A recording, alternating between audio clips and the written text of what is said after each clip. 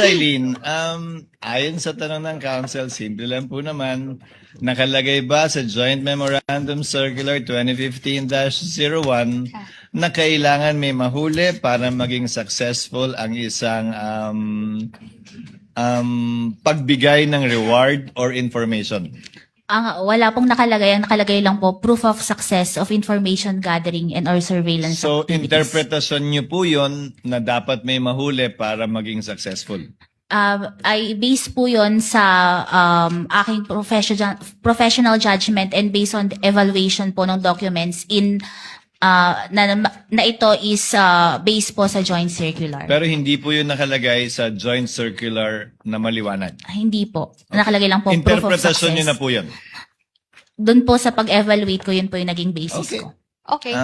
Please proceed, Attorney Christine. Salamat po. Okay, so sa tingin nyo, no, dahil gusto nyo dapat may huli, hindi part ng confidential activity yung crime prevention? Ganun ho ba? Hindi ho siya part nun? Pwede pong pakiulit? At hindi ho part yung crime prevention na walang nangyaring masama. Doon sa event na yun, hindi ho yun part ng confidential work or surveillance? Hindi pa po siya sufficient as proof of success. Hindi siya sufficient. So, dapat talaga may mangyari na krimen at may mahuli para po may proof of success tayo. Kasi nga po, meron po yung for payment of information and payment of reward. So, yung payment of information, yun kasi yung nakakatulong dun sa... Simple lang naman yung tanong ko, Celine, no? What if walang nangyari na masama dahil nga sa ginawang confidential work?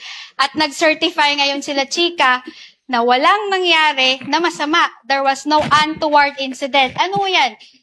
Your Honor, Isn't that a proof of success or not? What is the objection of counsel? the question is speculative, Your Honor. This is not based on what ifs. This is based on facts and documents submitted, not on the what ifs of counsel for respondents. It's Your not a Honor. what-if counsel because it was stated in the report that there was no untoward incident. Actually, that would have been one of the questions of the presiding officer as well later on.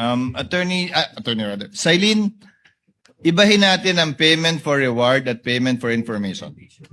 Ang payment for reward, yun ang hinahanapan mo ng success. Opo, tama po. Yung payment of information, hindi mo hinahanapan ng success yun. Hindi po. Tama po ba? Opo, tama po.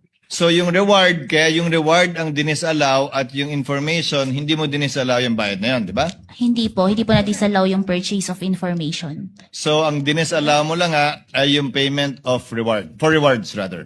Opo, tama At yun po. ang hinahanapan mo ng success, hindi yung information. Hindi po. Magkaiba yun. Opo, magkaiba po yun. Okay. You may proceed, counsel. Okay. So, doon sa payment of success, no, bilang requirement nyo na may dapat nahuli, no? So, ibig sabihin ho ba nun, dapat may mangyaring masama para may mahuli? Kasi po, gaya nga po nung kaninang Hindi, dinidifferentiate ko. sagutin nyo lang ho yung tanong ko. Simple lang naman yun, di ba? Kailangan may mahuli. So, ano ho ba yun? Dapat may mangyari yung masama para may mahuli? Yun mo, di ba po ang nakalagay doon sa probable threats is may NPA. Ang hinahanap ko po kasing proof of success doon, yun nga po, kung may nahuli ba. Kasi yung pagkakaroon ng untoward incidents, pwede po yun kasing mag-fall sa purchase of information. Dahil sa purchase of information, nagkaroon ng, at there were no untoward incidents. Yun po kasi yung parang pagkakaiba nila sa payment of rewards. Okay, so yun yung interpretasyon mo, no?